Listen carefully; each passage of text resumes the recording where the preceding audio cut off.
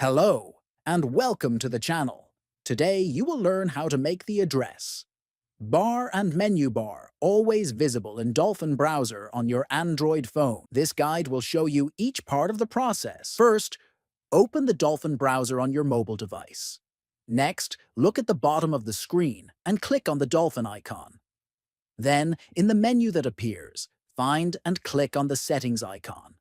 After you are in Settings, scroll through the list until you see the option that says Always Show Address and Menu Bar or similar wording.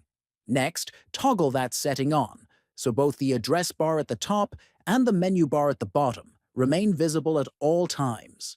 You should now see the address bar at the top and the menu bar at the bottom as you browse, without them hiding when you scroll a web page.